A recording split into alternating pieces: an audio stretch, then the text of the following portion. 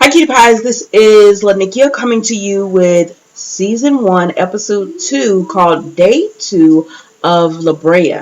This show on NBC is so good. And now I see why they didn't want to bring Manifest back, because I guess they felt like they would have been having two shows that are just too close together as far as something happens. They're in like the two different times and everything. I get it now why they didn't want to bring it back. And I'm liking this show. Let's see if I can stick to it, because on Manifest I was loving it as well, and I felt like Manifest is a bit more realistic. I mean, for what it was, because they went back to their families. But you never know what's going to happen on this one as well. So let's just get into it. So we see on this episode, it starts out with Eve, Sam, and Ty. Because remember, they were going to look for that hospital, the ambulance, to get supplies, so that because they needed them for Josh, who got, bitten by the wolf. So they're going to get supplies, and they run into the saber-tooth tiger. So they're actually trapped. Like, the saber-tooth tiger knocks Sam, like they're trying to go, and Ty kills the first one, but then another one comes, and so they're kind of trapped in this spot. Because they go and hide, but the saber-tooth tiger is above them, just prowling back and forth. I had to get just prowling back and forth above them. So then we see Scott, Riley, and Josh, and Josh's wound is getting worse. So Riley draws a circle around it, and everything is like, if the infection gets past this part, then it's spreading.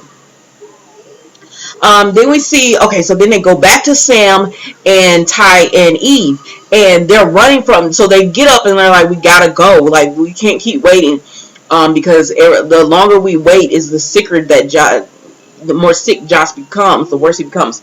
And so they get up and they start going, and the saber-tooth tiger runs into him, and he charges at Sam and knocks him off like the edge of a cliff or edge or so. It wasn't too bad, I guess, but he knocks him off. And so then Ty and Eve are running because they're trying to get away from this saber-tooth tiger, and they fall into a trap. The tiger falls into a trap. So Ty is like, that was a saber-tooth. Those things are supposed to be extinct.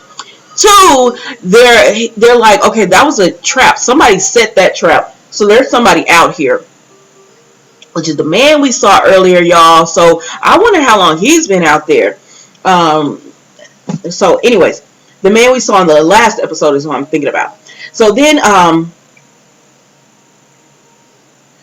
we see in the present day, because you know how they flip the law, like, so then we see in the present day that Gavin is in the hospital, and he just had an accident, and he was like, he saw something, but the doctors are telling him, no, that was probably after your accident. But he tells Eve, because they're still together, they're still a family, but he tells Eve he was flying that plane and he had to crash because he saw something, and it was so vivid. And they're telling him, no, that was after your accident and all that. And he was like, I could have sworn I saw it before that. And then we move into like the present day as far as what's happening right now.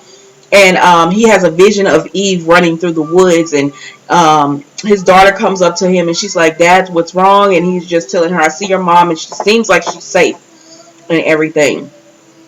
And then the aunt comes out, and she just tells them, when the last time you guys have eaten? And they're because they're so stressed out, because they now believe the dad, because he found the mom's ring. And so he's like, I'm going to prove that what I'm saying is not true. And he's watching the news, and he sees this Dr. Shin, who says these birds, we should be trying to figure out where did they come from, because they are extinct. They should not, they're not modern day birds and everything. So he's like, I think I know someone who can help me out with that. So then we go, sorry, I'm looking at my notes. So then we see that Sam had so Eve and Ty are still in the woods, and they're trying to find Sam. So they're like, let's just get to the camp, and then we'll come back and, try to find him or whatever. But Eve realizes she has the wrong backpack. Sam had the backpack with all the supplies. So one, they really need to find him because they didn't really want to leave him anyways. So they really need to find him because they need to find the correct backpack.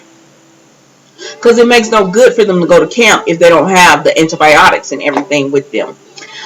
So then we see that Dr. Nathan wants a mission to go and see what is down there in the light, because she's like, there is something in there. And then the person she was speaking to was like, until you have true proof, we're not greenlighting any type of mission for this, and it's just not going to happen.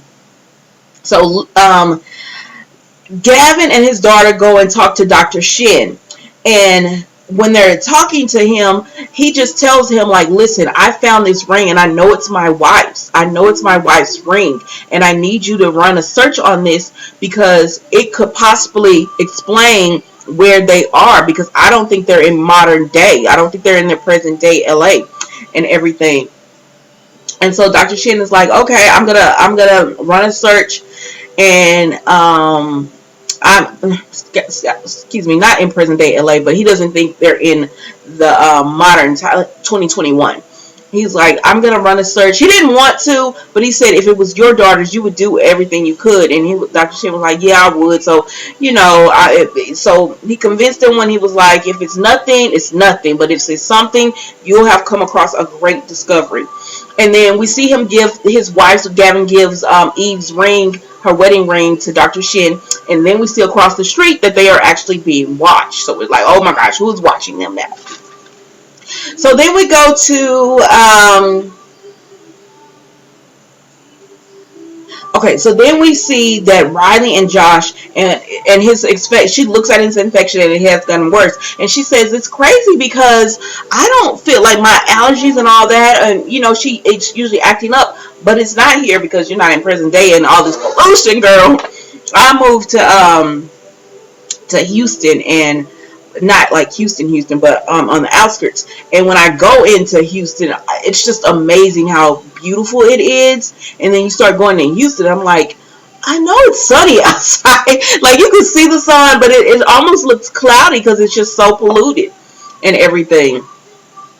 And so, anyways, that's just my lesson. Sorry, it's not about, man, it's not about me. So then we see that his wound is getting worse, and he was like, I know it's getting worse. You don't have to like try to sugarcoat it for me or whatever. And then we go to Ty and Eve, and they continue to search for Sam, and they're just showing them searching for Sam as it is. So then Scott talks to the cop. Now you remember Scott is the guy who didn't let Riley into he froze. I don't know, I wouldn't say he did it on purpose. He just froze when the wolves were running after her, and she was like, open the door. It was like his mind couldn't register. Have you ever had that happen where you're telling somebody something and it's like they're not getting it, and you're like, open the door, you know what I mean? And like, some people just freeze when it comes to certain things. They just freeze. Their mind doesn't comprehend, and they can't think on their feet.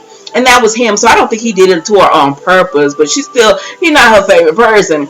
But anyways, he starts speaking to the cop, and she is, you could tell she's keeping secrets, because he's like, where you from? Because she asked him, was he from Australia or whatever? And she was like, bad time to be visiting. He was like, oh, I'm not visiting or whatever. I'm here. I live here in LA. And then she asked him, he asked her where she's from, and she said Louisiana. And he said, she asked him, have you seen this type of, she describes me as a green jacket, he's in the mid-20s and all that. And he was like, no. But she's keeping secrets. You could tell something, she's out there for a reason, and she's not telling them what it is. So then we see that she goes to the car. Remember, Riley and Scott earlier had found that car with the drugs in it, and she actually goes to the car. It has a Louisiana license plate on it. And she goes to that car. So I'm like, girl, you selling drugs? Are you really a cop? So then we see the little girl. Her name is Lily. I can't think of what the older sister's name is. But so Lily and her older sister asked the cop, can you please watch Lily, because I want to bury my father. Because remember, their father died. The wolf killed their father last week when he was trying to protect them. And so the cop was asking them, have you seen this guy, mid-20s, in his 20s, green jacket? And she was asking Lily, sorry, sinus. And the little girl said, the older sister said she doesn't speak. And the cop is just looking at them like something weird going on. But I got my own little secrets and mysteries, so I'm not gonna even pay attention to this. But yeah, I'll watch your sister. Just hurry back and bury your father, hurry on back. And so then we see where it goes back to it goes back to Sam, and Ty and Eve find him, and he can't walk. He's hurting his back. So they try to lift him and move him because they can hear the tiger around them. And so they're like, we got to get out of here. One, we need to get this medicine to Josh. And two, the saber-tooth is lurking, trying to get us. But he can't walk, so he was like, go on without me. And so they debate for a minute, and Sam and Eve says, I can't leave you, Sam. I can't leave you out here. So her and Ty agree that they're just going to carry him along the way. So then we see Scott goes to Riley because he needs to use the bathroom. Now, she's not buddy-buddy with him, so she's just like, ugh. And he was like, listen, I didn't mean to not open the door when the wolf was coming. I just froze. Like I said earlier, some people are just not good in stressful situations, and he's one of those people. But the girl comes up to him, and so I guess she helped him, because he was scared to go in the woods by himself to use the bathroom. Because he was like, listen, there's animals out there. Like, he just wanted somebody to go with him or whatever. So the girl comes up and she's like, I want to bury my father. And so he agrees to go with her and everything so that Riley can stay with Josh, because she's like, somebody has to be here to take care of him. So along the way, Scott and the girl who needs to bury her father are talking, and you can tell she's very religious. So then Ty tells Eve to go ahead. Okay, so it's Eve, Ty, and Sam again. And Sam he cannot do it. I mean, Ty is just wore out. Like, he physically just cannot do this. Now, earlier, he was drinking the water, and Eve told him, I don't need it like that because I run 10 miles a day, and I don't need it, but you get wore out. And so he was like, go ahead and go and get that to Josh so you can get him the antibiotics, and I'll bring Sam on. And she's like, no, I don't want to leave you guys. And Ty, you're wore out. Like, you can barely take yourself. There's no way you're going to be able to do Sam as well. And he was like, don't worry about it. We got this. And so they both agreed. Sam and Ty both agreed, we got this. You go and help Josh. And so they pretty much make her leave because she did not want to go. So then Josh and Riley are talking, and he says, oh, that's earlier. Yeah, it got worse. So then Eve arrives with the antibiotics, like right as Josh passes out, because he and Riley are talking, and he just gets really, I guess he got in a pain. It hurt so bad at one point that he just passed out, and as literally as he's passing out, Riley comes with the antibiotics. Not Riley, Eve comes with the antibiotics. So then we see Mary Beth is her name. She actually goes to the couple. So the black guy, and I think he's a white guy, they're actually talking, because the black guy, we find out his name is Tony, and his partner Billy. Tony's trying to work on a truck, and Billy was like, sir, you're a lawyer and your daddy worked on mechanics, but you didn't learn nothing. But he was like, I'm trying to do something. I'm going to find something to do. So she goes to them and asks them, will they please watch Lily for her, because she needs to find this man that's out there, green jacket. And they say no, they haven't seen him. And Billy is like, I can't see him because I don't have any glasses. So you definitely know I haven't seen him. So anyways, she leaves Lily with them, and it's all good because Tony gives Lily a phone. Now remember, the oldest sister is very religious. She's like, her dad has to be buried properly because that's what God would want. So you could tell they're very religious. So the little girl, she was hesitant about getting the phone, but she did take the phone and started watching some YouTube videos because she was at that age. Y'all know these kids, even younger than her, love YouTube, and they'll reject your calls and everything while they're using your phone. But most of them have their own phone now at a younger age, anyways. So they're watching her, and the cop Mary Beth, that we find out that's her name, goes on. I was glad they were saying their names throughout this series, because when I was watching, I was like, okay, now who is this? Which one is this? When the only person that name that I still do not know is the older sister that's very religious. I don't know who she is. I guess I could have Googled it, but we're going to see. Because I'm sure they'll probably say her name in the next episode, and then I will be able to remember it. So then Dr. Nathan, so the two people that were watching Gavin actually go to Dr. Nathan, and they tell her, you won't believe what we found.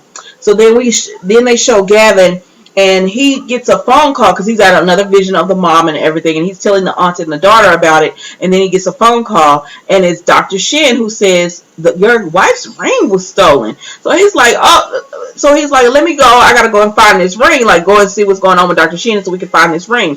So he's leaving the house, and then this SUV pulls up on him.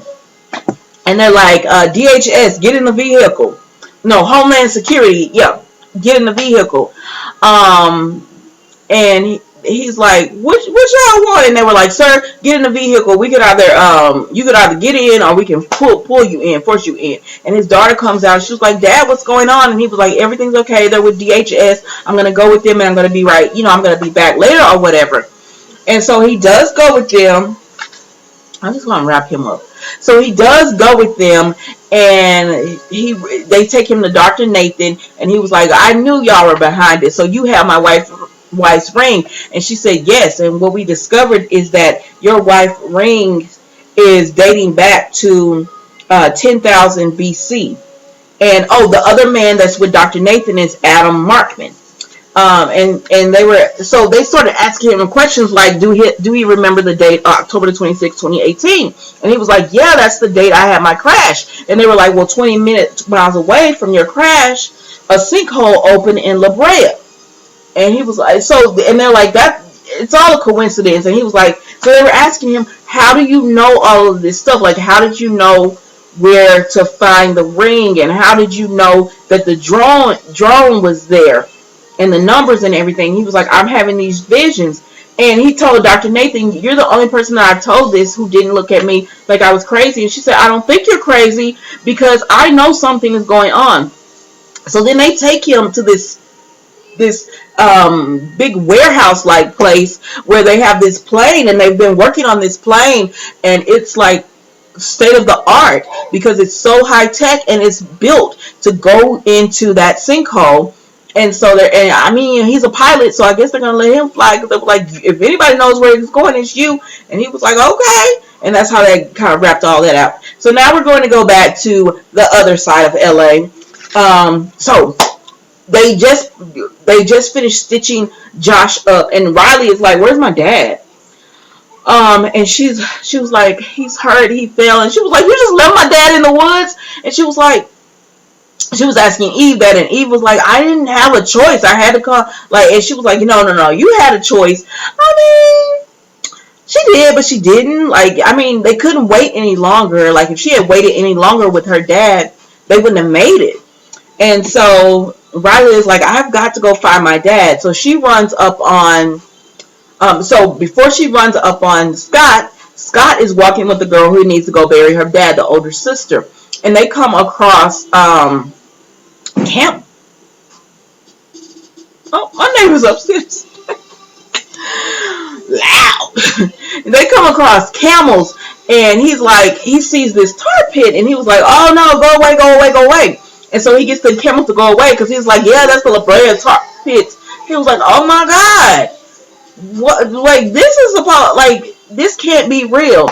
And then while he's looking at that, trying to comprehend that, they look, and the young lady sees her dad, and he's in, that little print that was on the rock, the boulder, is now, they buried her dad. Well, they didn't bury him, but they laid him out like a sacrifice almost in this print and everything. And she was like, they were like, who would do him like that? And he was like, I don't know, but I don't feel like we should be touching this spot.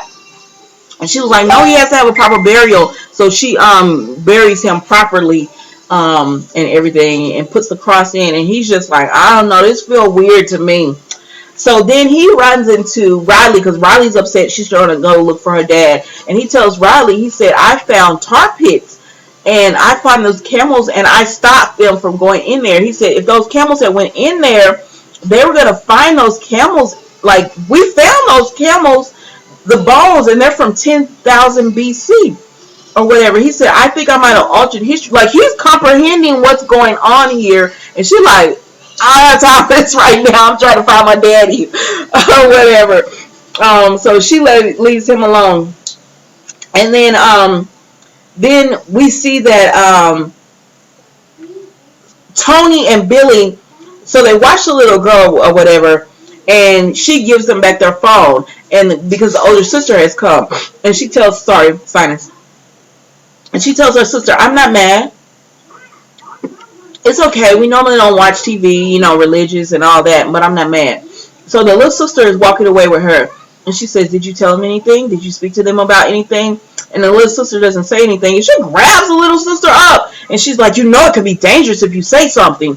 And the little sister was like, I didn't say anything. Remember, she had told Mary Beth, the cop, that the little sister couldn't speak, but clearly she can speak, and it's something weird going on there. Who knows? Maybe they're running away from something. I don't know. It's something weird's going on there.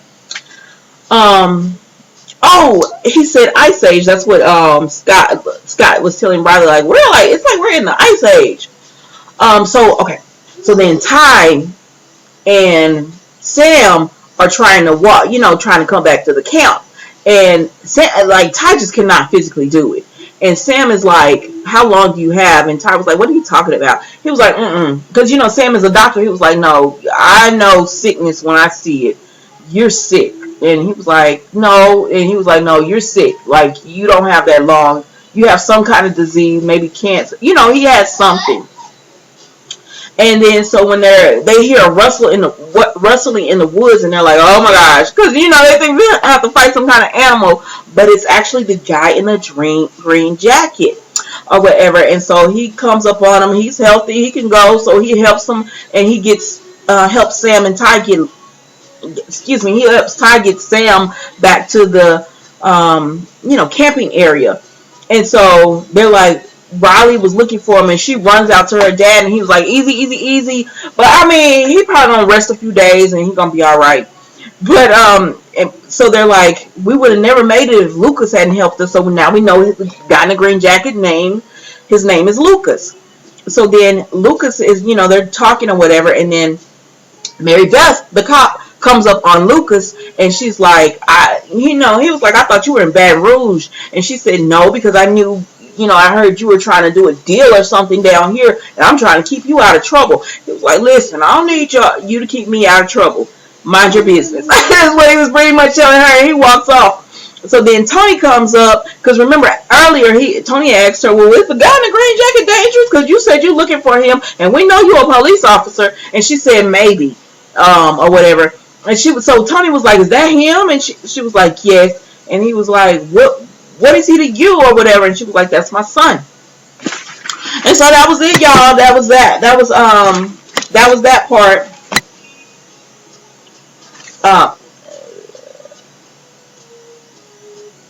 Oh yeah, so that was pretty much it, because the last scene was them showing the plane, and I already told y'all about that. But y'all, I like this show. I think this is going to be a really great show. I think it's going to have another following, kind of like Manifest, Lost. If you like those type of shows, you should really like this one. I'm enjoying it, and I can't wait to see next week. It's only 2 episodes in, and I'm already like, I was hooked on the first episode. At first, I'm not going to lie. At first, when I tried to start watching the first episode, because I was like, oh, I think I want to review this. And when I tried to start watching the first episode, the first 5 minutes, I was like, I like it, but I don't know if I want to invest in something else like this. Because, these type of shows, they're hit and miss. And I don't want to get invested in something that may be a miss. But then I kept watching. So I tried it again today, and I was like, oh, this is a hit for me. I hope y'all are watching it, because I hate to see it, go off air. But anyways, drop a comment drop a comment in the comment section, and don't forget to like and subscribe. I'll see you next week with Brea.